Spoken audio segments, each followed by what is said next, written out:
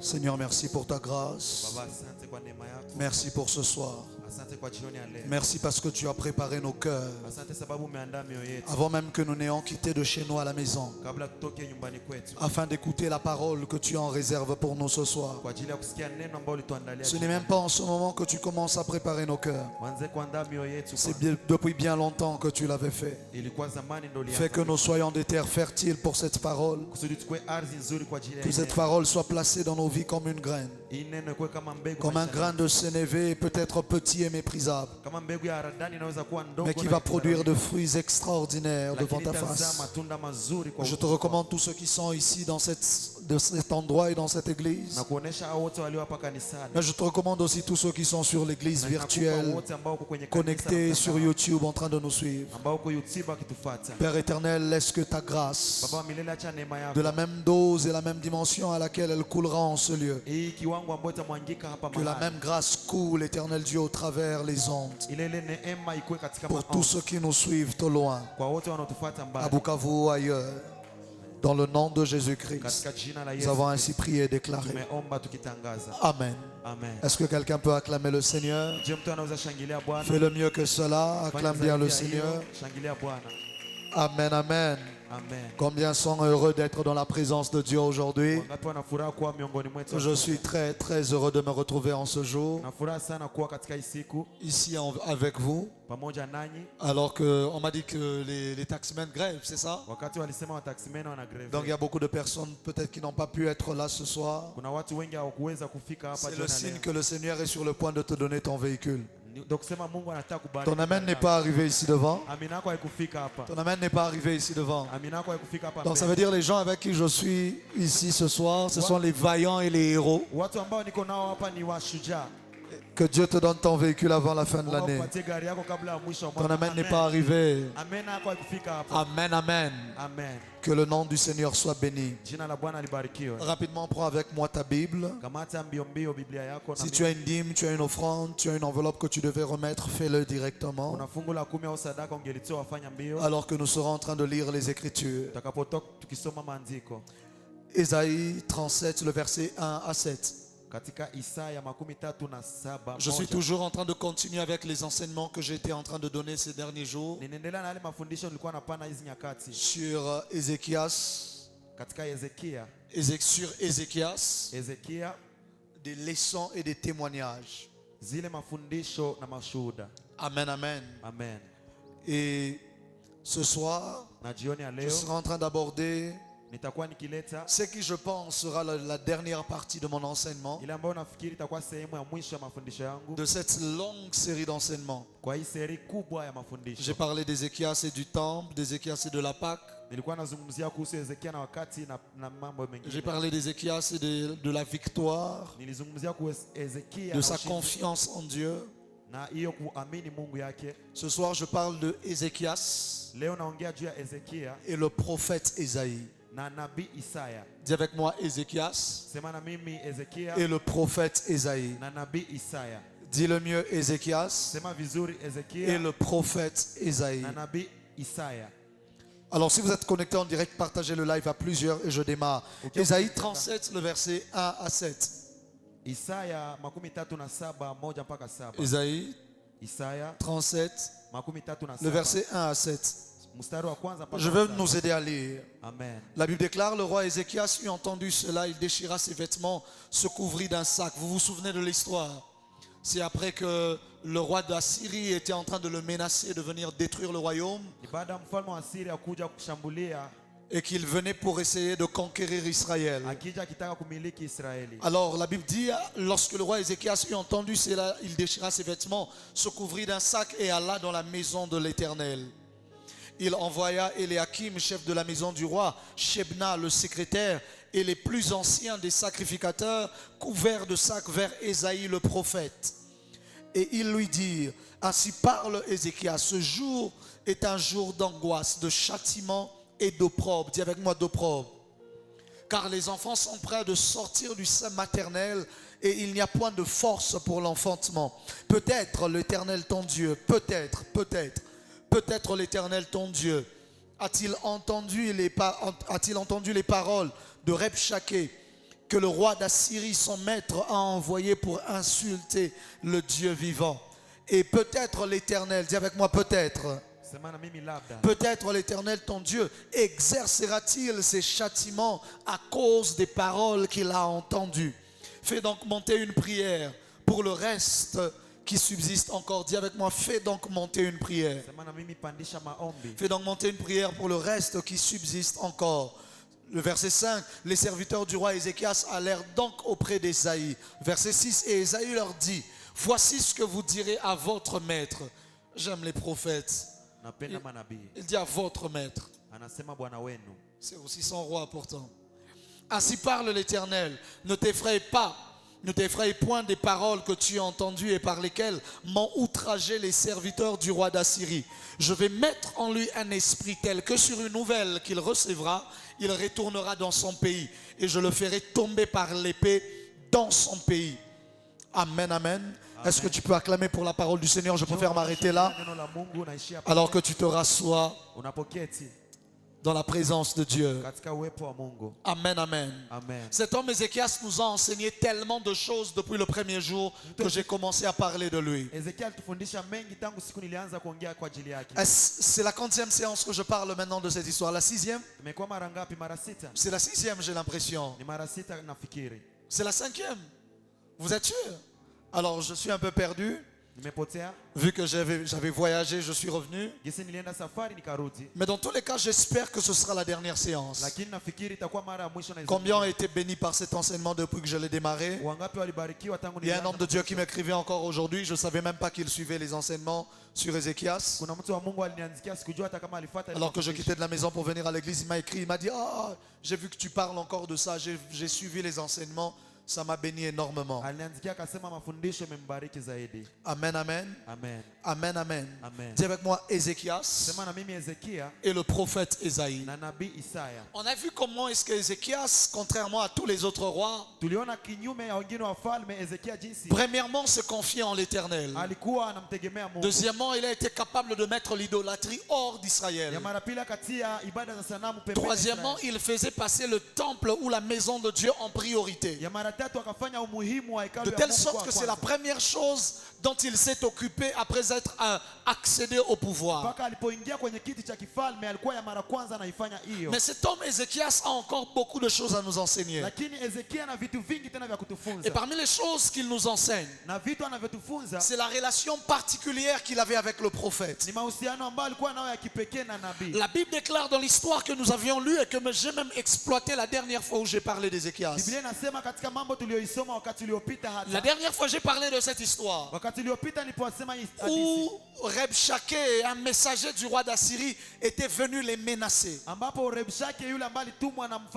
venu insulter même l'Éternel. Et la dernière fois que je t'ai parlé, je n'étais parlé que de la confiance que Ézéchias avait en l'Éternel, au point où il a choisi de s'appuyer sur l'Éternel, malgré que le roi qui le menaçait était 10 fois plus fort et plus grand que lui. Mais il s'est appuyé sur Dieu.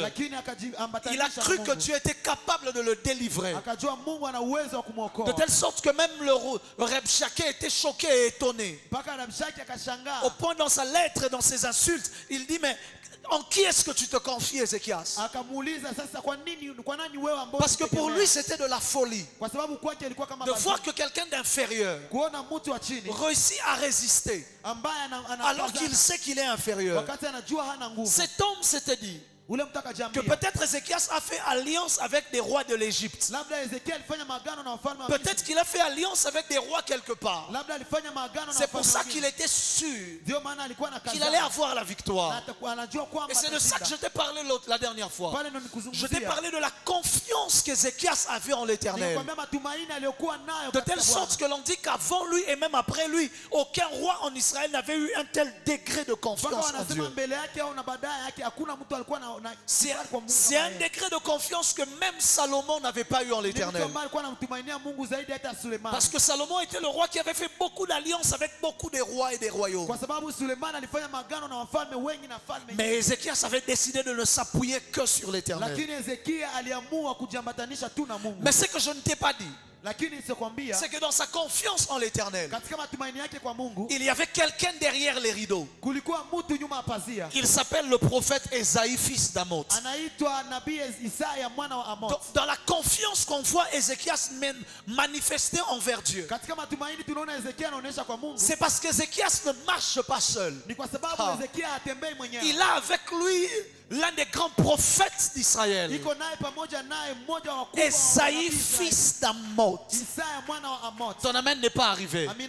Ton amen n'est pas arrivé. Lorsqu'on voit Ézéchias se confier, c'est parce qu'il y a une voix qui parle à son oreille. Il n'entend peut-être pas Dieu pour son cas, mais il entendait la voix d'un prophète du nom d'Ésaïe. Et le jour où la menace est venue pour le menacer, lorsqu'il a voulu avoir peur, le texte que nous avons lu, la Bible déclare qu'il a pris ses serviteurs, il a envoyé son secrétaire, il les a envoyés voir et chercher Ésaïe. Ce que j'aime dans cette histoire, c'est que la Bible précise que lui il est monté au temple prier, mais il envoie aussi des serviteurs chercher Ésaïe, parler à Ésaïe, informer Ésaïe de la situation. J'aimerais dire deux choses ici. La première, c'est que la présence du prophète n'a pas empêché à Ézéchias d'aller quand même au temple chercher l'Éternel. Cet homme est extraordinaire. Il m'enseigne des choses que je ne pouvais pas penser qu'il m'aurait enseigné. C'est qu'il est monté au temple avant d'envoyer des serviteurs chercher le prophète. N'envoie pas des gens chercher le prophète si toi-même tu n'es pas d'abord monté au temple. Il est dans l'ancienne alliance, mais il a un comportement de la nouvelle alliance. Lui-même va au temple, et ce n'est qu'après être lui-même au temple qu'il envoie des serviteurs vers le prophète. Ton amen n'est pas arrivé ici devant. Est-ce que quelqu'un est béni par ces choses? Peu importe ce que tu traverses, aie la capacité d'aller chercher toi-même la face de l'Éternel. Je vais y revenir. Mais la Bible dit qu'il envoie des serviteurs qui vont parler à Ésaïe, lui dire: est-ce que tu es au courant? J'aime la formule qu'il utilise. Il dit: peut-être que l'Éternel ton Dieu a entendu les insultes. Au fait, c'est une manière de provoquer un peu Dieu. Ce n'est pas qu'il est incrédule. Ce n'est pas qu'il ne sait pas que l'Éternel a entendu. Mais en fait, il s'étonne que Dieu n'a pas encore réagi. Alors c'est comme ça que dans la formule, la manière dont il parle, il dit: peut-être que l'Éternel a entendu, parce que Azo Lobate. Et il dit peut-être que s'il a entendu, il va exercer des jugements. Qu'est-ce qu'Ézéchias nous enseigne en envoyant des serviteurs auprès du prophète? Ézéchias nous enseigne qu'il y a des choses dans la vie, il y a des batailles dans la vie que l'on n'affronte pas seul. Tu auras besoin de quelqu'un derrière toi que personne ne voit, que Rabshakeh ne voit pas, que le roi d'Assyrie ne voit pas, mais de quelqu'un qui te soutient dans le monde spirituel.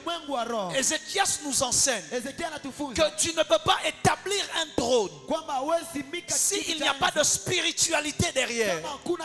Ézéchias nous enseigne qu'on ne règne pas sans prophète, on ne règne pas sans sacerdoce, on ne règne pas sans spiritualité. Lorsque tu veux régner et que ton règne soit affermi, tu dois te rassurer de qui est derrière toi. Il y a des batailles qu'on affronte seul. Ce n'est pas tous les jours qu'on a lu avec vous qu'Ézéchias envoyait des gens chercher le prophète. Mais il y avait de ces batailles. Il était conscient là Je ne peux pas avancer avec ma royauté seulement. J'ai besoin du prophétique, d'une autorité supérieure à celle qui est royale, pour traiter cette affaire avec moi. Ton problème à toi, c'est qu'il y a certaines batailles que tu affrontes seul, que tu ne dois pas affronter seul. Il y a des échecs que tu accumules simplement parce que tu affrontes certaines batailles seul. Écoute-moi, je vais déjà mettre un disclaimer. Je ne sais plus comment on dit ça en français. Dis avec moi, avance prophète. Écoute-moi. Ézéchias ne t'apprend pas à dépendre du prophète. Ézéchias te montre simplement qu'il y a des batailles que l'on affronte pas sans le prophète. Ton amen n'est pas arrivé ici devant. Ton amen n'est pas arrivé. La question que je me pose, est-ce que le prophète va revêtir l'armure pour aller combattre? Non. Est-ce que le prophète était même descendu chercher Ézéchias pour lui parler? Non. Il ne lui a répondu que par les messagers. Toi, tu vas te dire, le prophète n'a pas considéré mon cas. Rien à voir. Le fait que on ait envoyé les messagers chez le prophète, c'était déjà suffisant. Ça veut dire que le Dieu du prophète est désormais impliqué dans cette affaire et dans cette histoire. Je lève ma main droite. Je déclare et je décrète. Peu importe la bataille dans laquelle tu te retrouves actuellement. Je dis peu importe la bataille, peu importe les combats, peu importe les affrontements, le projet dans lequel tu te retrouves actuellement, je déclare que mon Dieu s'implique dans cette affaire pour toi. Ton amen n'est pas arrivé ici devant. Je dis que mon Dieu s'implique lui-même dans cette affaire en ta faveur et qu'il t'assure la victoire au nom de... Assieds-toi. Le problème qui nous détruit et qui nous tue, c'est parfois l'orgueil. C'est l'orgueil de se dire que nous tous nous sommes enfants de Dieu. Effectivement, nous tous nous sommes enfants de Dieu. Mais nous tous nous ne sommes pas ministres de Dieu. Effectivement, nous tous nous sommes enfants de Dieu. Mais nous tous nous ne sommes pas de ceux qui se tiennent dans la cour de l'Éternel. Nous tous nous sommes enfants de Dieu. Mais nous ne sommes pas tous de ceux qui ont la capacité de juger une affaire dans le monde spirituel et de voir l'impact de cela dans le monde physique. Ton amen n'est pas arrivé ici devant. J'ordonne et je déclare qu'à dater de ce matin et de ce soir, que les voies et les chemins qui étaient fermés pour toi, que cela commence à s'ouvrir définitivement. Au nom de... Une sœur vient me voir un jour. Une sœur vient me voir récemment même. Elle me dit, papa, depuis autant de temps, le travail, je ne trouve plus jamais. Alors qu'à l'époque, les opportunités de travail lui venaient comme ça. Au point où on l'appelait, on lui disait, toi-même choisis le poste. Mais à un moment comme ça, tout a disparu. Et ce n'était pas la première fois qu'elle vient me voir. Elle est venue me voir une fois. Je l'ai laissé. Parce qu'en fait, le problème du prophète, c'est que le prophète souvent agit avec le mouvement divin. Il y a des moments où le prophète ne va pas régler directement la situation, pas parce que Dieu, parce qu'il ne le peut pas. Parce qu'il sent que Dieu ne le veut pas pour le moment. Et le plus difficile, c'est toujours... Bon, je ferme la parenthèse, je ne vais pas le dire. Le plus difficile, c'est toujours de prier pour quelqu'un, mais de retirer les effets de ta prière. Dis avec moi, avance prophète. Et elle me parle de la situation. Et ce jour-là, j'étais touché. Je lui ai dit, vas-y, va chez toi. Cherche-moi une seule chose. Cherche-moi la chaussure que tu utilisais le plus souvent quand tu allais voir cet homme avec lequel tu étais dans ta dernière relation. Elle me dit, mais pourquoi papa? Je dis, parce que c'est là que toutes tes grâces ont été volées. Et elle vient avec cela. Le lendemain, je prie pour elle. Je prie pour cela comme juste un point de contact. Et quand je finis, elle part. Elle qui faisait nous faire des années sans opportunité de travail. La même matinée qui a suivi. On l'appelle pour le travail. Écoute-moi. Il y a des batailles. Est-ce que ça veut dire qu'elle n'avait pas déjà prié pour ça? Elle avait déjà prié. Mais le prophète sait exactement où est-ce qu'il doit toucher pour régler le problème pour lequel toi tu as prié depuis 3 ans. Voilà pourquoi lorsque l'on dit aux gens, fais très attention à la qualité de ta relation avec le prophète. Ton amen n'est pas arrivé ici. Dis avec moi, avance prophète, je vais avancer. Imaginez si Ézéchias avait une mauvaise relation avec Esaïe. Ézéchias avait une mauvaise relation avec Esaïe. Il serait allé envoyer les serviteurs d'Esaïe dire, ah, vous me dérangez, partez. Quelqu'un dit, mais oh, est-ce que ça peut arriver? Oui. Et c'est déjà arrivé dans les Écritures. 2 Rois chapitre 3. La Bible déclare que Josaphat et le roi Akab viennent parce qu'ils doivent chercher Élisée. Akaz, si je ne me trompe pas, le fils d'Akab. Mais Élisée n'est pas disposé à parler pour eux. Il dit non, je ne peux pas parler. Celui-là est là, non. C'est quelqu'un qui est loin de Dieu. Il a détourné Israël, il a fait toutes sortes de mal. Élisée n'a pas de cœur. Mais il dit, si ce n'était pour Josaphat, donc à cause de sa relation avec Josaphat, à cause du fait qu'il savait que Josaphat a un bon cœur, il décide quand même de parler. Il décide quand même de déclarer. Dis avec moi, avance prophète. C'est là qu'il appelle un joueur de harpe. Et la Bible dit pendant que le joueur jouait de la harpe, l'Esprit de l'Éternel vint sur Élisée et Élisée se met à prophétiser.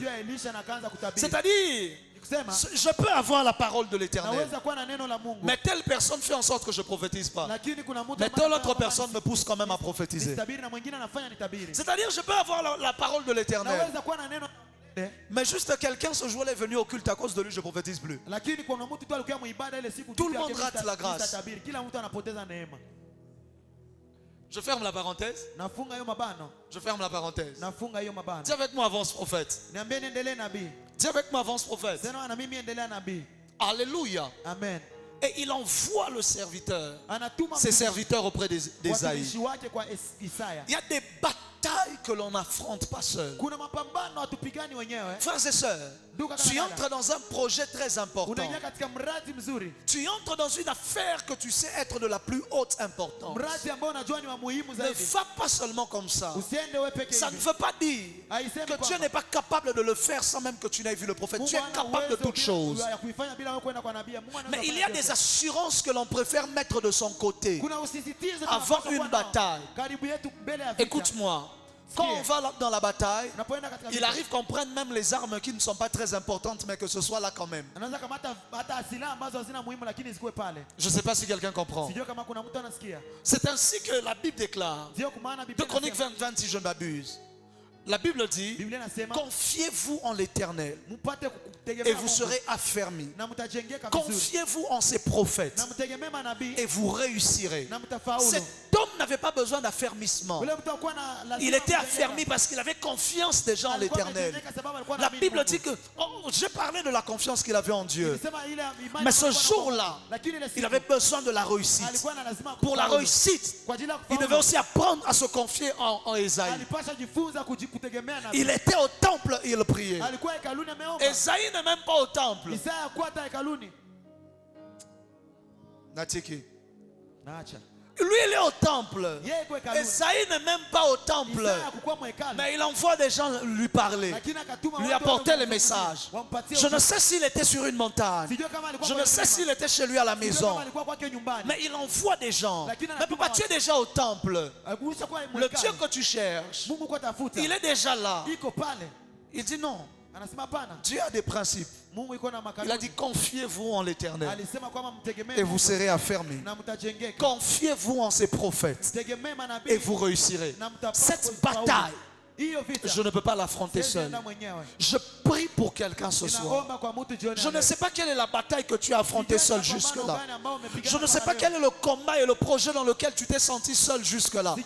Mais je prie que le Dieu de mes alliances, le Dieu de ma destinée, le Dieu de mon appel, celui qui m'est apparu à 3 reprises, je prie qu'il se lève en ta faveur et qu'il parle pour toi là où tu n'as pas de voix, qu'il te défende là où tu n'as pas de force et qu'il te fasse réussir là où l'échec t'avait englouti.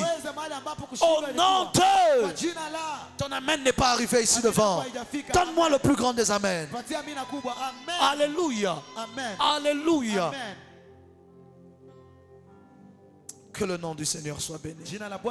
La soparania fea. Une fois je suis à la maison, une femme m'appelle de la France. Elle avait un problème de travail. Je ne sais pas pourquoi je parle des gens qui ont des problèmes de travail. Et elle m'appelle et je prends son appel. Je lui parle. Je prie avec elle. Je lui dis désormais, cette affaire est réglée. Le travail est ouvert pour toi. Je finis de prier avec elle. Rien ne s'est encore fait. Elle envoie son offrande. Je me rappelle, c'était $500. Elle me dit, prophète, ça c'est mon action de grâce. J'ai dit que Dieu te bénisse. Rien ne s'est fait. Je n'ai pas posé ma main sur elle. Je ne suis même pas dans la même pièce qu'elle. Juste au téléphone. Je prie avec elle. Elle envoie son action de grâce. Le même soir, on l'appelle pour le travail. Et pour 2 travails différents. C'était maintenant à elle de choisir. J'ordonne que désormais tu auras le choix. Là où tu pensais que tu n'avais pas le choix, je dis désormais tu auras le choix. Ce professeur qui te complique à l'université, lui-même il va t'appeler, il va te dire que je te donne 19 ou que je donne juste 16. Et je prie que tu choisisses 20. Ton amen n'est pas arrivé ici devant. Écoute-moi, le monde est spirituel. Le monde ce n'est pas que les choses que vous voyez. Ce n'est pas que j'ai un problème avec ma belle-mère, j'ai un problème avec mon mari, j'ai un problème avec mon boss. Ça n'a rien à voir d'abord avec les sentiments dans le cœur. Il y a d'abord des réalités spirituelles cachées derrière. Et si tu ne sais pas affronter les réalités spirituelles cachées derrière, tu accumuleras des échecs dans la vie. Il y a des niveaux dans la vie. Tu peux y aller par tes propres forces et arriver à ces niveaux-là. Mais il y en a d'autres. Tu as besoin que quelqu'un soit derrière toi. Oui. Frère, tu peux avoir des bénéfices, faire une entreprise et réussir avec ta vie de prière et c'est bon. C'est suffisant. Tu ne peux pas être ministre et il n'y a personne derrière toi. Allez leur demander, ils vous diront. Souvent, si vous remarquez ces gens-là, et c'est toujours les premiers qui sont derrière les prophètes. Ou bien vous ne connaissez pas les autorités. Il n'y a personne qui aime les prophètes comme les autorités. Oh. Il n'y a personne qui dérange les prophètes comme les autorités. Parce qu'ils connaissent quelque chose que vous ne connaissez pas. Ton amen n'est pas arrivé. Ton amen n'est pas arrivé. Là où tu vas voir un chrétien du dimanche mépriser les prophètes, tu vas voir une autorité trembler devant les prophètes. Mais c'est comme ça que certains aventuriers manipulent des autorités. On les ment et on les manipule. Pourquoi? Parce qu'ils savent. Là où ils sont là. L'autre là, il a son féticheur. L'autre là, il a je ne sais pas quoi. L'autre là, il a je ne sais pas quoi. L'Éternel est mon berger, je ne manquerai de rien. Va te manger. Tiens avec moi, avance prophète. Tiens bien avec moi, avance prophète. On va te manger. dans ce monde-là, il faut quelqu'un qui est devant l'autel pendant que toi tu règnes sur le trône. Ça ne veut pas dire que tu dois sentir sa présence à chaque fois. Avant de tousser, tu l'appelles. Avant de... Non. Mais être sûr juste qu'il y a une connexion entre toi et les alliances de la personne. C'est tout. Afin qu'à chaque fois que lui plie les genoux, que Dieu ne le voie pas lui seulement, mais te voie aussi toi. Non pas qu'il est devenu un intermédiaire, non. Car il n'y a qu'un seul intermédiaire entre Dieu et les hommes, Jésus-Christ. Mais il te porte dans la présence de Dieu quand même toi-même tu ne peux pas te porter. Mais c'est comme ça que lorsque Élisée finit de guérir Naaman, le Syrien, Naaman lui dit, je vais rentrer, je suis obligé d'accompagner le roi à chaque fois qu'il part adorer ses idoles. Je dois être là au temple parce que je suis le général. Un général doit être près du roi. Mais il dit que ton Dieu me voie et qu'il ne me tienne pas rigueur. À partir de ce jour-là, Naaman était porté par le sacerdoce d'Élisée. Au point où Élisée regarde une femme, je ne sais pas si l'histoire est avant ou après. Il dit à la femme, tu veux que je parle de toi au général de l'armée?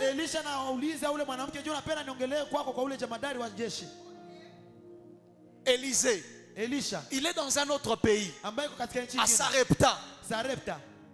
Il parle à la femme. Que dis-je? C'est pas Sarepta. Là, c'est à Sunem. Il parle à la femme. Il demande à Géhazi, quel est le problème de cette femme? Qu'on fasse quoi pour elle? Il dit à la femme que je parle pour toi auprès du chef de l'armée, auprès du roi. Comment est-ce qu'Élisée a toutes ces relations-là mais dans un autre pays? Parce qu'il est prophète. C'est comme ça qu'à cette époque-là, même si Israël part combattre cette armée d'un autre pays, là, ils vont échouer. Parce qu'Élisée avait... Le pire, si tu es un ennemi, je te conseille gratuit. Si tu es un ennemi et que le prophète est derrière lui, renonce à cet ennemi-là. Renonce à cet ennemi-là. Ou sinon, cherche un homme avec plus d'autorité que celui qui est derrière lui.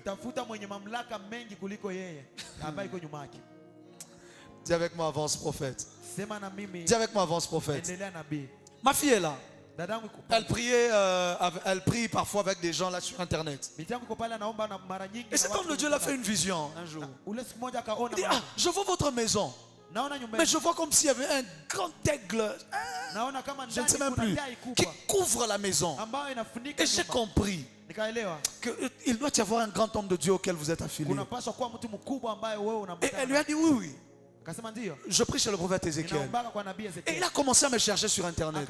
Jusqu'aujourd'hui, cet homme de Dieu me suit. Pourquoi? Il a vu une autorité qui était derrière quelqu'un. Le temps me manquerait de vous expliquer ces choses et de vous expliquer ces mystères. Ton amen n'est pas arrivé ici devant. Assieds-toi là où tu es. Esaïe parle. Lorsqu'Esaïe parle, en bref, il dit à Ézéchias qu'il aura la victoire. En bref. Et que tout se passera très bien. La Bible déclare, Ésaïe 37, le verset 36.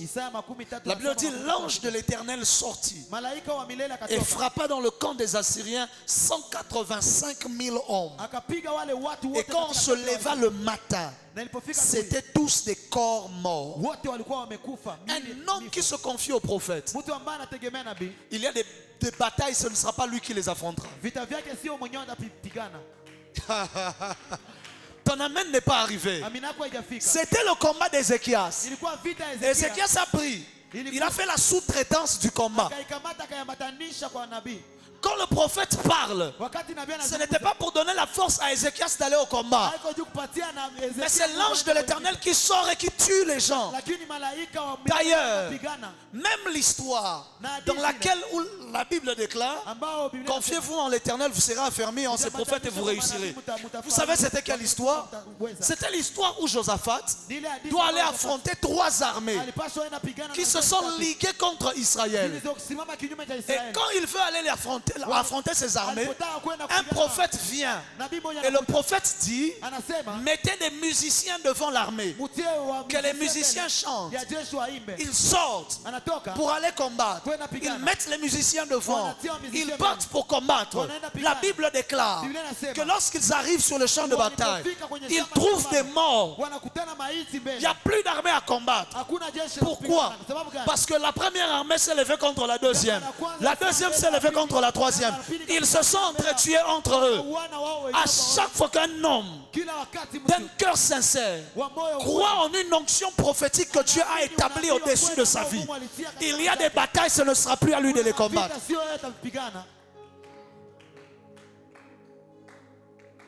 Et ils viennent pour combattre, sauf qu'il n'y a plus de combat.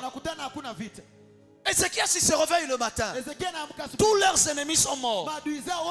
Alors qu'ils siégeaient, ils campaient à l'extérieur des murailles. C'est-à-dire, les gens siègent dehors. 3 ans. Ils vous disent: on va venir, on va vous taper. On va venir, on va entrer. Vous réveillez un matin. Tout le monde est mort. L'ange de l'Éternel est sorti. Quand? Après que vous avez envoyé des serviteurs chez le prophète. Qu'est-ce que le prophète a fait sur la montagne? Qu'est-ce que le prophète avait fait pour que l'ange de l'Éternel sorte? Qu'est-ce qui s'est... Oh my God! Esaïe, fils d'Amoz, ce n'était pas n'importe qui. Esaïe chapitre 6. Cet homme s'est tenu devant le trône de l'Éternel. Il a vu les séraphins. Il a vu les chérubins, il a vu les séraphins, il a vu les anges, il a vu les pans de la robe de Dieu qui remplissaient le temple. Ce n'était pas n'importe qui. C'est celui qui a dit: la Vierge enfantera, deviendra enceinte. Ce n'était pas n'importe qui. C'est celui qui a parlé d'Emmanuel. Il a parlé d'Ésaïe 53. Ce n'était pas n'importe qui. Il avait un lien direct avec le ciel, le monde spirituel. Il se tenait devant Dieu. Je vous ai dit, à chaque fois qu'on dit que quelqu'un se tient devant Dieu, c'est un pouvoir de jugement. Je vous l'ai dit là, quand? C'est comme que j'ai dit ça. La fois passée. La fois passée? À chaque fois qu'on dit que quelqu'un se tient devant l'Éternel, ça veut dire que cette personne a un pouvoir de jugement. Je suis Élie, je me tiens devant l'Éternel. Ces années-ci, il n'y aura plus de pluie. Oh. Je suis Gabriel, je me tiens devant l'Éternel. Tu seras muet, Zacharie. Ah. Et Esaïe n'est pas n'importe qui. Il se tient dans la cour de Dieu. La cour de Dieu, c'est là où se décident les choses. Là où il avait entendu la voix qui disait: qui enverrai-je? Qui marchera pour nous? Et lui, il s'est présenté, il a dit: mais voici, envoie-moi. C'est-à-dire, Esaïe n'est pas n'importe qui. C'est un homme qui marche pour le ciel.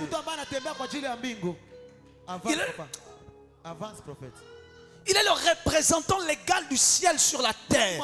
Quand il ne parle pas pour lui-même. Il parle pour le ciel. Il a un pouvoir de jugement. La nuit, l'ange sort.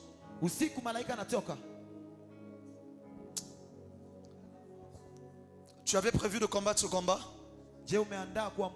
J'ai une bonne nouvelle, tu ne vas pas le combattre. Le ciel le combattra pour toi. Tu te préparais déjà pour cette bataille-là? J'ai une bonne nouvelle, tu ne la combattras pas. Le Dieu de mes alliances le fera à ta place. Tu te préparais déjà. Tu taillais les épées. Tu as prêté la prière de combat que tu allais faire. Ne t'inquiète pas. Oh, l'ange de l'Éternel sortira.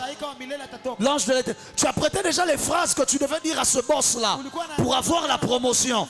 Non, non, non, non, non, ne t'inquiète pas. Lui-même viendra te dire: je multiplie ton salaire fois 3. Tu as prêté déjà le j'ai voulu. Non, ne t'inquiète pas. Quelque chose va se passer cette nuit. Oh, je me tiens dans mon office de prophète. Je décrète et déclare que quelque chose se passe dans ces 24 heures en ta faveur. Tu me suis en direct. Tu es ici dans cette pièce. Que quelque chose se passe en 24 heures. En ta faveur. Au nom de Haya, Haya, Haya, Haya, Haya Bashata Labaya. Je dois avancer, mon fils.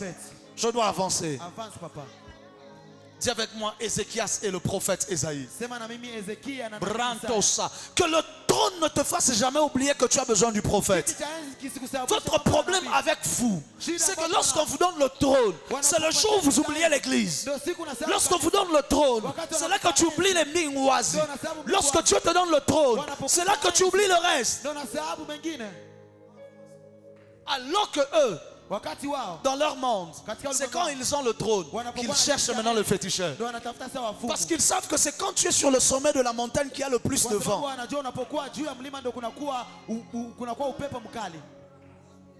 Gravir la montagne est plus facile que demeurer sur le sommet de la montagne. C'est ça qu'on ne vous avait pas appris. Gravir la montagne, ça va.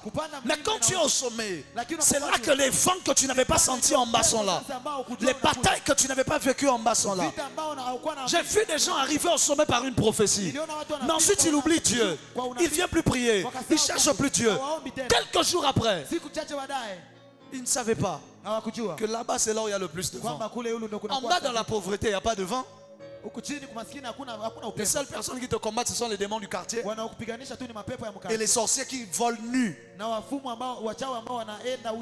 Quand tu arrives là-bas, ce sont des loges. Ce sont des... Ça n'a plus rien à voir avec tes histoires. Je décrète et déclare que l'Éternel ne te délaisse point, ne t'abandonne point. Et je déclare que tu ne te détourneras point de l'Éternel. Au nom de... Assieds-toi d'abord que je prêche. Je dis que je dois finir aujourd'hui, s'il vous plaît. Assieds-toi que je prêche, que j'enseigne. Alléluia. Amen. Lorsque cette victoire est saisie et que cette époque passe, la Bible déclare, Ésaïe 38.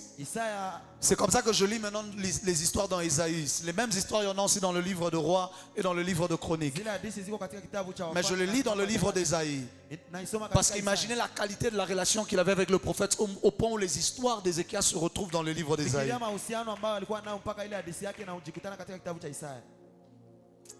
Je peux ouvrir une parenthèse?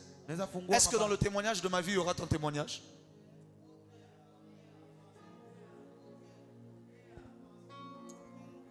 Je ferme la parenthèse. Fais comme si je n'ai rien dit. Ésaïe 38, le verset 1 à 6. La Bible déclare, en ce temps-là, Ézéchias fut malade à mort. Le prophète, il fut quoi? Il fut malade à mort. Le prophète Ésaïe, fils d'Amoz, vint auprès de lui et lui dit, ainsi parle l'Éternel, donne des ordres à ta maison, car tu vas mourir et tu ne vivras plus. Ézéchias tourna son visage contre le mur et fit cette prière à l'Éternel. Ô Éternel, souviens-toi que j'ai marché devant ta face avec fidélité et intégrité de cœur, et que j'ai fait ce qui est bien à tes yeux. Et Ézéchias répandit d'abondantes larmes. Puis la parole de l'Éternel fut adressée à Ésaïe en ces mots. Va et dis à Ézéchias, ainsi parle l'Éternel, le Dieu de David, ton père, my God. Je laisse. La gatimatea. Ça devient compliqué, ça devient dangereux. Ainsi parle l'Éternel, le Dieu de David, ton père. J'ai entendu ta prière, j'ai vu tes larmes. Voici, j'ajouterai à tes jours 15 années. Je te délivrerai, toi et cette ville, de la main du roi d'Assyrie. Je protégerai cette ville. Ton amen n'est pas arrivé ici devant. Acclame le Saint-Esprit. La première des choses que cette partie nous enseigne, c'est que numéro 1, le prophète ne te dira pas que de bonnes choses. Regarde le voisin, dis-lui le prophète ne te dira pas que des bonnes choses. Toi, tu n'attends que le prophète dise seulement tu vas monter, tu vas percer. Frère, il y a des jours je vais te regarder. Je te dis dans 3 jours, tout ton business est en train de mourir. Ce jour-là, tu vas me traiter de prophète de malheur.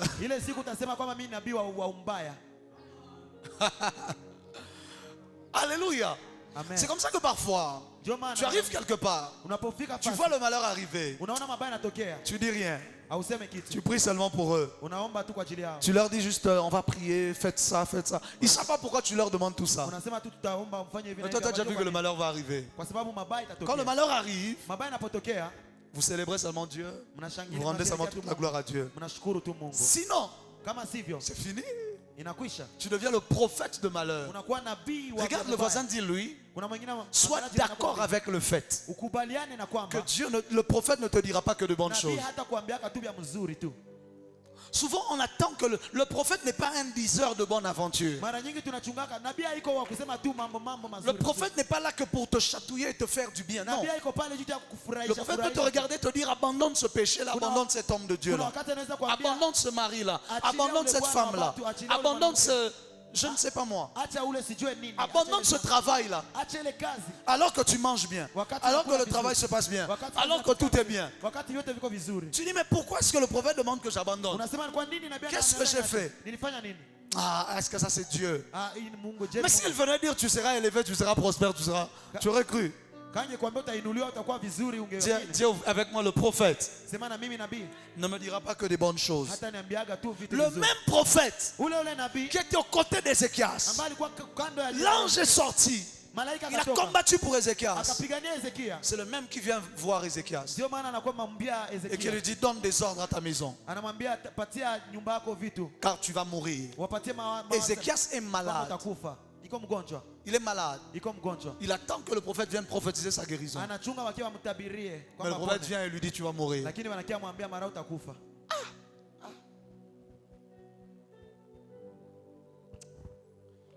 Avec moi, vieux a compliqué.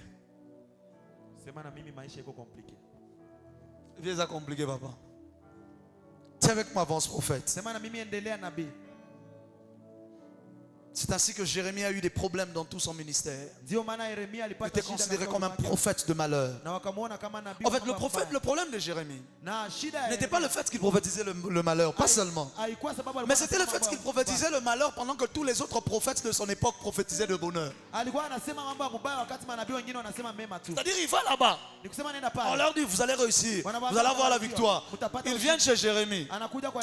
Vous allez mourir demain à 3 heures. Ton amen n'est pas arrivé. Ton amen n'est pas arrivé.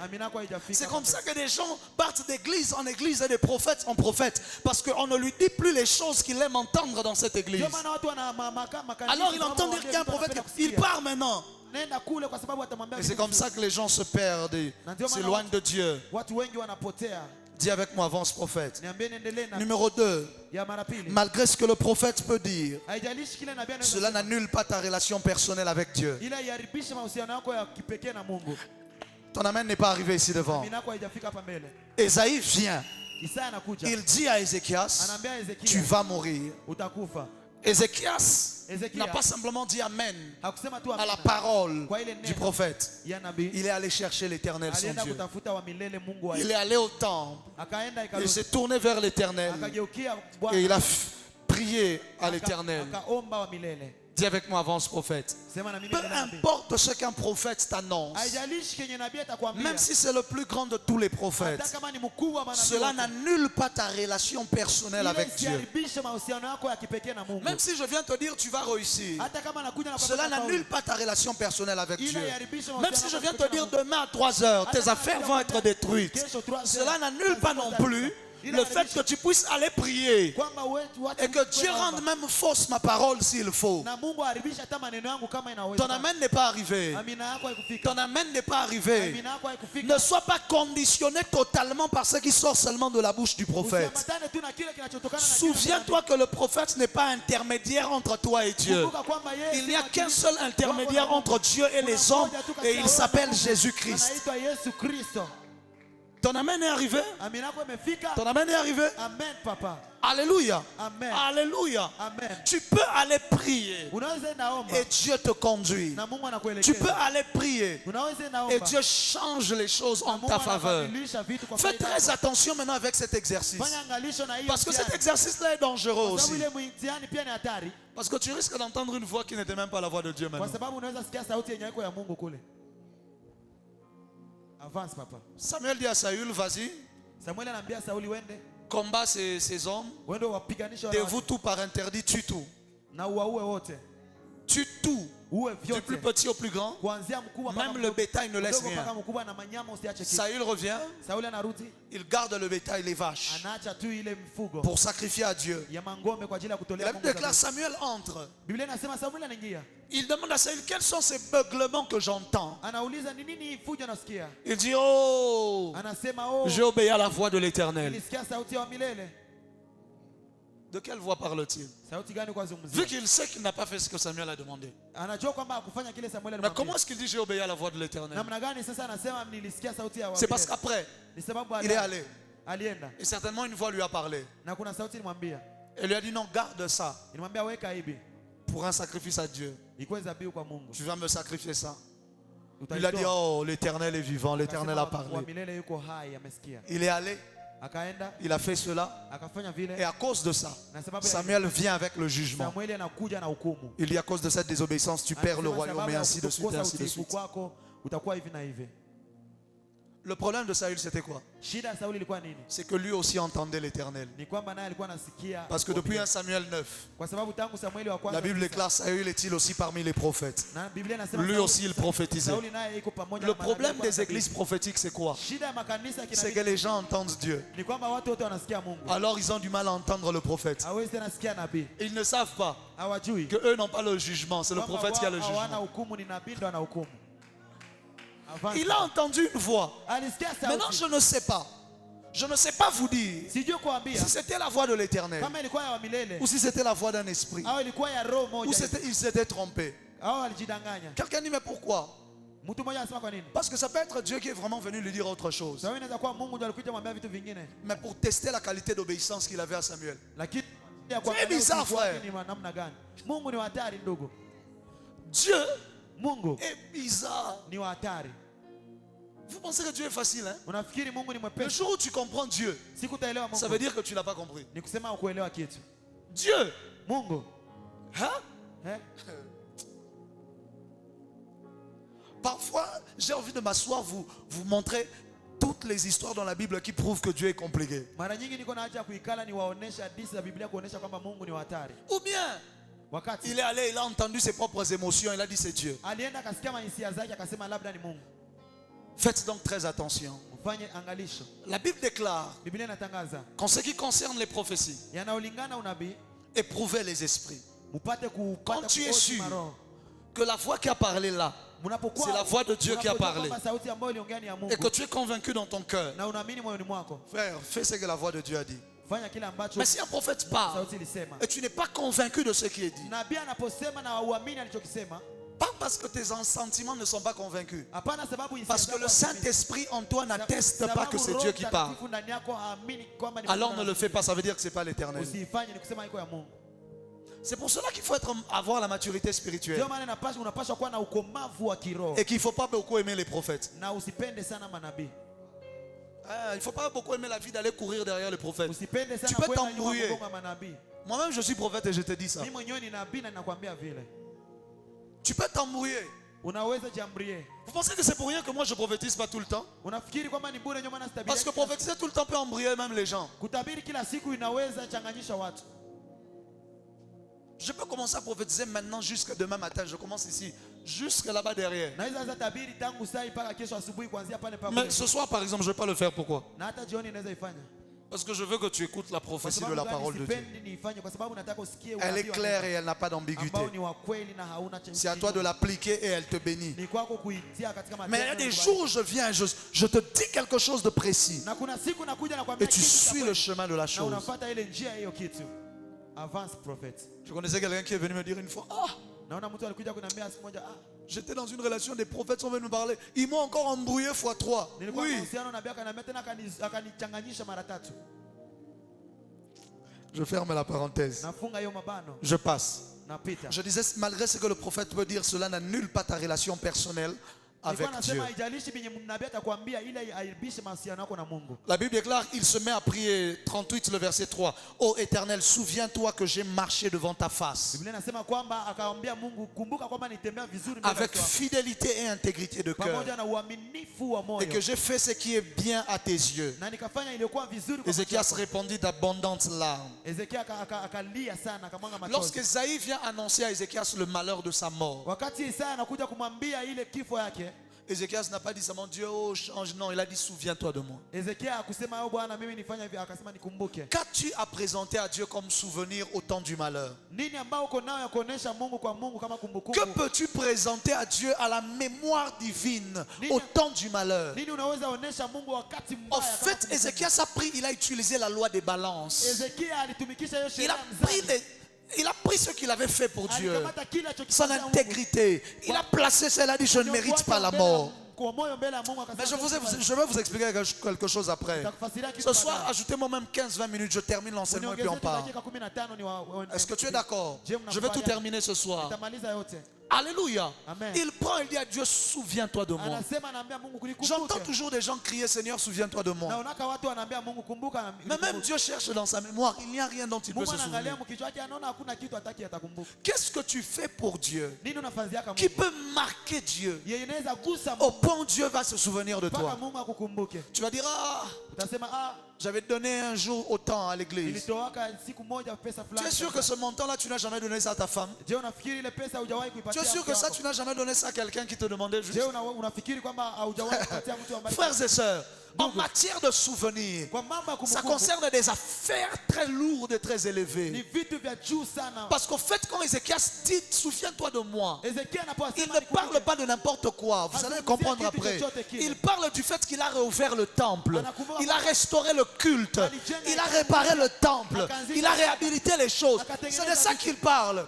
C'est pour ça que quand Isaïe revient, il dit ainsi parle l'Éternel, le Dieu de ton père David. Parce que l'alliance de David est liée au temple.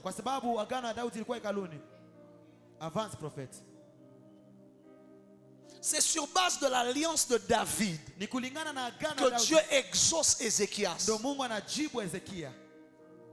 Amen. Sur quoi Dieu va s'appuyer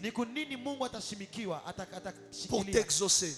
Ça veut dire que même pour exaucer Ézéchias, Dieu ne s'appuie pas sur Ézéchias. Il s'appuie sur l'alliance qu'il a avec David. Mais alliance dans laquelle Ézéchias a participé en rebâtissant et en réhabilitant le temple.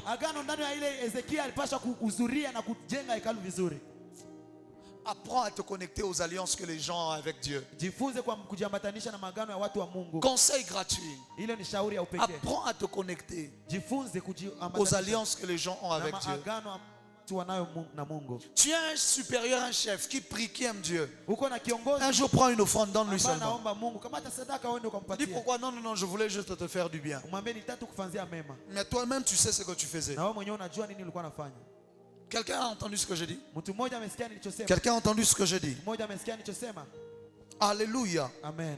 Que fais-tu pour qu'un jour tu puisses aussi dire à Dieu, souviens-toi de moi. Souviens-toi de moi. Oh frères et sœurs, si un malheur venait dans ma vie, si je pliais mes genoux, que je dise à Dieu, souviens-toi de moi, il aura l'embarras du choix des souvenirs. Lui-même va dire, Nazwa, oyo to Nazwa, oyo. Nazwa, oyo to Nazwa. Frère, il faut que lorsque tu dis à Dieu, souviens-toi de moi, Dieu lui-même se rend compte que c'est sérieux, qu'il te le doit. En fait, là, Ézéchias réclame un droit. En ce moment-là, Ézéchias ne parle pas de la grâce. Il réclame un droit. Il dit, souviens-toi de moi.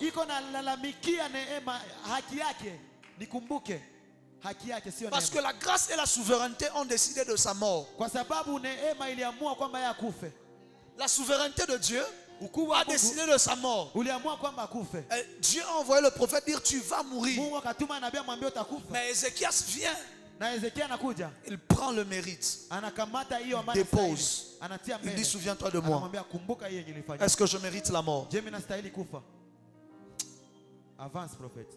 Il y a des gens, je connais l'histoire de cet homme qui avait pris tout son argent.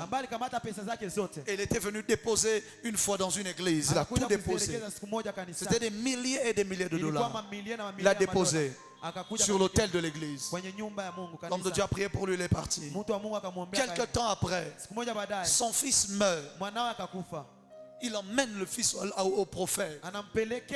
Mon enfant est mort, papa. Comment? Mon enfant est mort. Avec tout ce que j'ai fait pour l'église. L'homme de Dieu le regarde. Il dit, tu ne l'as pas fait pour moi. Prends l'enfant. Dépose-le sur l'autel là où tu avais déposé ton argent. Déposez l'enfant sur l'autel. L'enfant s'est mis à tousser. L'enfant est revenu à la vie. C'est quoi? C'est la balance des souvenirs.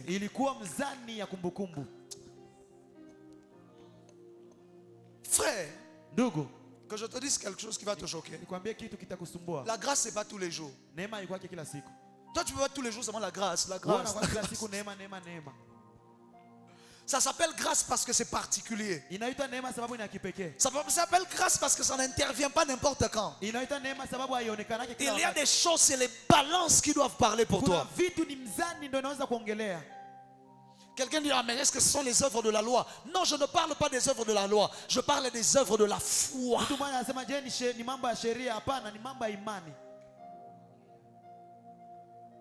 Celui qui donne aux pauvres prête à l'Éternel. Oh, balance. Le seul moment où Dieu a la dette de quelqu'un, c'est sans ces moments-là. Quelle est la dette que Dieu a de toi? Quand tu penses, quand tu réfléchis. Je ferme la parenthèse, dis avec moi, avance prophète. Comme ça je vais terminer mon message. La Bible déclare que l'Éternel parle à Isaïe. Il dit repars.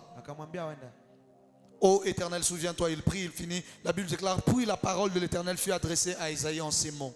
Va et dis à Ézéchias, ainsi parle l'Éternel, le Dieu de ton père David. J'ai entendu ta prière, j'ai vu tes larmes. Voici, j'ajouterai à tes jours 15 années. Le même prophète qui avait prophétisé le malheur, c'est le même, il était déjà parti. La Bible aussi, le problème c'est que ça raconte tout. Je ne sais pas s'il était dans le couloir ou je ne sais pas si c'était 3 jours après. Mais ce qui est sûr, c'est que le prophète est revenu et il est venu dire à Ézéchias, je suis sûr qu'il n'était pas encore sorti. Et il lui dit, Dieu ajoute 15 années à ta vie. Qu'est-ce qui pousse Dieu au point où tu as l'impression que Dieu a changé de parole? Le souvenir. Mais ensuite la question à se poser, est-ce que Dieu a modifié sa parole? La Bible déclare, l'Éternel n'est pas un homme pour mentir, ni un fils de l'homme pour se repentir. Quand il décide une chose, quand il parle, il ne change pas sa parole. Mais comment se fait-il qu'il parle à Ézéchias et le prophète revient, il dit je t'ajoute 15 ans. Tu as l'impression que c'est le prophète qui a menti la première fois? Non, c'est vraiment Dieu qui a parlé. Mais comme l'Éternel ne peut pas lui-même enfreindre ses propres principes, la Bible dit qu'il dit à Ézéchias, et voici de la part de l'Éternel le signe auquel tu connaîtras que l'Éternel accomplira la parole qu'il a prononcée. Je ferai reculer de 10 degrés en arrière avec le soleil l'ombre de degrés et qui est descendu sur les degrés d'Akaz. Ce sont des mesures. Et le soleil recula de 10 degrés sur le degré où il était descendu. Dieu sait. Il ne peut pas enfreindre sa parole. Quand il parle, il ne retire pas sa parole. La parole qui est sortie ne revient pas à moi si elle n'a pas arrosé, fécondé. Il le sait. Alors qu'est-ce qui se passe? Il se trouve qu'il est aussi le maître de temps et de circonstances. Quand Esaïe parle, il n'est pas dans l'éternité. Quand Esaïe parle, il est dans le temps. Alors que fait l'Éternel? Il dit, voici le signe que je te donne. Parce que Esaïe sait que même Ézéchias ne croira pas. S'il vient lui dire tu ne vas plus mourir, parce qu'Ézéchias sait que Dieu ne change pas de parole. Alors il doit donner à Ézéchias un signe pour qu'Ézéchias croie que celui qui parle c'est toujours Dieu. Il dit le soleil reculera de 10 degrés de là où il était déjà descendu. Ça veut dire quoi? Le temps va reculer parce que le soleil avance comme ça. Quand il dit le soleil reculera, le temps va reculer avant que je n'aie parlé. Donc si j'avais parlé à 9h et que j'étais sorti et qu'il est 9h10, le soleil va reculer jusqu'à 8h avant que je n'aie parlé, afin d'effacer ce qui avait été dit. Avance, prophète. Ton amen n'est pas arrivé. Ton amen n'est pas arrivé. Afin de retirer. Vu que moi, Ézéchias, Esaïe, j'ai parlé dans le temps. J'ai parlé à un moment précis. C'est-à-dire si le soleil recule, avant que ce moment-là n'ait existé. Donc ma parole n'existe plus.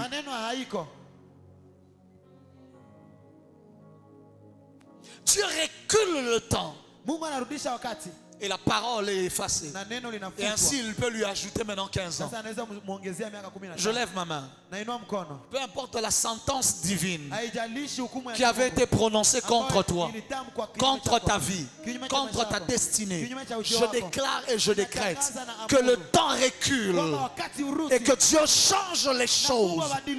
Peu importe ce que le féticheur avait dit, je déclare et je décrète que le temps recule et que Dieu change les choses. Peu importe ce que ce prophète de malheur avait dit, je déclare et je décrète que le temps recule et que Dieu change les choses en ta faveur. Au nom de Dieu n'a pas donc modifié sa parole, il a modifié le futur. Comme il ne peut pas modifier sa parole, au moins il peut modifier le futur. Ce que Dieu a fait, il a modifié le futur. Ton amen n'est pas arrivé. C'est comme ça que vous voyez parfois il y a des problèmes dans l'église. Un prophète avait dit il n'y aura pas telle chose. Oh, telle personne sera président. Et puis vous venez pouf. Oh. Mais ça s'est fait. Le prophète avait menti, qu'est-ce qui s'est passé? Non, les futurs ont été modifiés. Quelque chose s'est passé à un moment dans le monde spirituel où vous n'aviez pas accès, où vous n'avez pas vu. Peut-être même le prophète n'a pas vu, mais les futurs ont été modifiés. Parce qu'Élisée lui-même dit, cette femme est dans l'amertume et l'Éternel me l'a cachée. Il y a des choses que parfois Dieu peut cacher à un prophète, mais révéler à un autre. Parce qu'il aurait, du reste, il doit révéler à quelqu'un. Il doit révéler à quelqu'un. Quelqu'un dit, oh, il doit, oui. La Bible déclare l'Éternel ne fait rien. Je répète ça. L'Éternel ne fait rien. Pas certaines choses. L'Éternel ne fait rien. Pas, non. L'Éternel ne fait rien. C'est-à-dire Dieu est incapable. Dieu ne s'autorise pas à faire quelque chose tant qu'il ne l'a pas d'abord révélé à ses serviteurs les prophètes. Ça veut dire que si Dieu ne t'a pas révélé, peut-être qu'il a révélé ça à quelqu'un qui est en Haïti qui n'a rien à voir avec toi, mais il a quand même dû révéler ça à quelqu'un. Avance, prophète. En fait, quand on dit cette phrase, les gens pensent que ça veut dire qu'ils seront toujours au courant quand Dieu veut faire quelque chose. Non. Dieu peut vouloir te frapper. Et il ne dit à aucun prophète autour de toi. Il va dire à quelqu'un qui est en Haïti qui ne pourra même pas te joindre. Mais il a quand même répondu à ses principes. C'est qu'il ne fait rien sans avoir révélé les secrets. Ça m'arrive d'être chez moi. Et je vois des visions sur des gens que je ne connais même pas. Je sais que Dieu est juste en train de se dédouaner pour quelqu'un. C'est tout. Quand la personne viendra dire, oh, Dieu dit, ah, j'avais révélé à Ézéchiel au Congo. Ah, mais moi, je suis en Suède.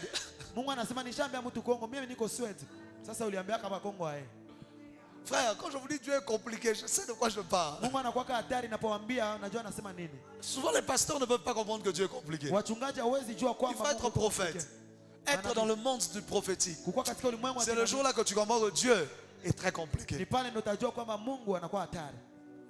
Comme ce que je viens de dire là. Il révèle des choses à Jérémie et puis il dit à Jérémie, je vais te bloquer la langue au palais pour que tu prophétises pas. Ah, pourquoi tu as parlé? Je me dédouanais.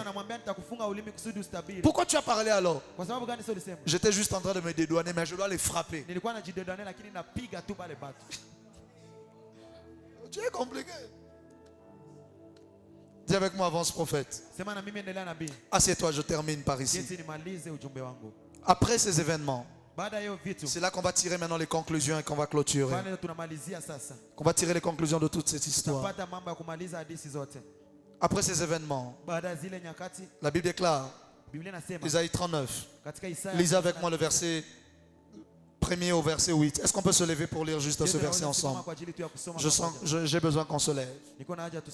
La Bible déclare, Isaïe 39, le verset 1 à 8. La Bible dit, en ce même temps, Mérodach Baladan, fils de Baladan, roi de Babylone, envoya une lettre et un présent, un cadeau à Ézéchias, parce qu'il avait appris sa maladie et son rétablissement. Ézéchias eut de la joie, et il montra aux envoyés le lieu où étaient ces choses de prix, l'argent et l'or, les aromates et l'huile précieuse, tout son arsenal et tout ce qui se trouvait dans les trésors. Il n'y eut rien qu'Ézéchias ne leur fit voir dans sa maison et dans tous ses domaines. Ésaïe le prophète vint ensuite auprès du roi Ézéchias et lui dit, qu'en disent ces gens-là et d'où sont-ils venus vers toi? Ézéchias répondit, ils sont venus vers moi d'un pays éloigné de Babylone. Ésaïe dit encore, qu'ont-ils vu dans ta maison? Ézéchias répondit, ils ont vu tout ce qui est dans ma maison. Rien, il n'y a rien dans mes trésors que je ne leur ai pas fait voir. Alors Ésaïe dit à Ézéchias, écoute la parole de l'Éternel des armées. Voici les temps viendront où l'on emportera à Babylone tout ce qui est dans ta maison. Ce que tes pères ont amassé jusqu'à ce jour, il n'en restera rien, dit l'Éternel. L'on prendra tes fils qui sont sortis de toi et que tu auras engendrés pour en faire des eunuques dans les palais du roi de Babylone. Ézéchias répondit à Isaïe, la parole de l'Éternel que tu as prononcée est bonne, car ajouta-t-il, il y aura des paix et des sécurités pendant ma vie. Acclame le Seigneur et puis assieds-toi même. Avant de dire ça, laisse-moi dire une chose. Isaïe est parti. Il a prophétisé la mort.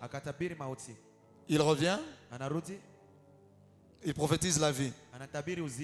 Et d'ailleurs, si vous lisez le verset 21, après qu'il ait prophétisé qu'on va ajouter à Ézéchias 15 ans, Isaïe avait dit qu'on apporte une masse de figues, qu'on les étende sur l'ulcère, parce qu'Ézéchias avait des ulcères, et Ézéchias vivra. Ça veut dire que pendant qu'Ésaïe prophétisait la mort, il connaissait exactement les traitements pour qu'Ézéchias vive.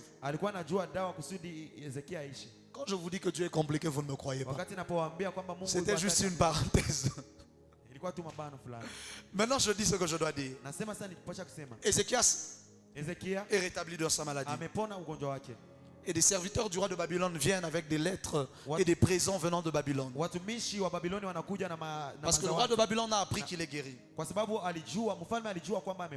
Ézéchias leur montre tout le palais, il leur montre le temple, il leur montre tout. Quand ils partent, Isaïe vient. Il dit, qu'est-ce que ces gens-là ont dit? Il dit, non, ils sont venus voir, ils sont venus faire des présents. Ah, ok. Il a dit, qu'est-ce que tu leur as montré? Il a dit, je leur ai tout montré. Il dit, ok. À cause du fait que tu leur as tout montré, tout ce que tu as montré là partira en Babylone. On vous vaincra et tout cela sera emporté. La question à se poser. Et peut-être c'est par cette question que je peux clôturer même mon message. Parce que je vous promets de ne pas y répondre. Je vous promets de ne pas y répondre. Est-ce que l'Éternel avait-il prévu la mort d'Ézéchias? Parce qu'il avait vu que Ézéchias allait commettre cette erreur-là. Alors il a préféré qu'Ézéchias meure. Afin qu'au moins il ne montre pas tout ce qu'il y avait dans la maison aux serviteurs du roi de Babylone qui en réalité étaient des espions. Et à cause de cela, Israël a tout perdu juste après le règne d'Ézéchias. Est-ce donc parce que Dieu avait vu cela dans le futur qu'il avait préféré qu'Ézéchias meure avant qu'il n'ait commis cette erreur-là. Et comme Ézéchias a prié, et que Dieu exauce les prières, Dieu a exaucé.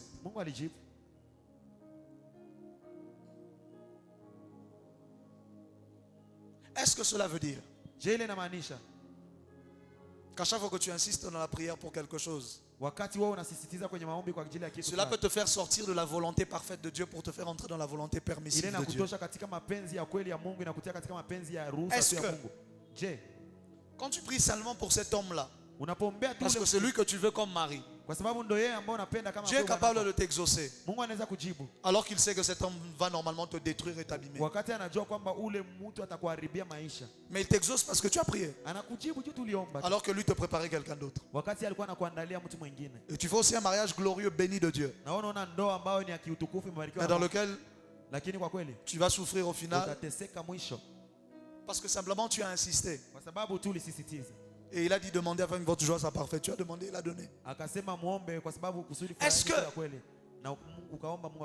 j'avais vu l'erreur qu'Ézéchias allait faire? Et il a préféré le prendre avant qu'il ne commette cette erreur. Mais malheureusement, Ézéchias ne l'a pas compris. Et il a présenté les balances à Dieu. Est-ce que cette histoire nous enseigne que les plans de Dieu pour nous sont parfaits mieux que nos plans à nous-mêmes pour nous? Est-ce que cette histoire nous apprend que parfois il faut apprendre à laisser Dieu faire ce que lui il a prévu de faire,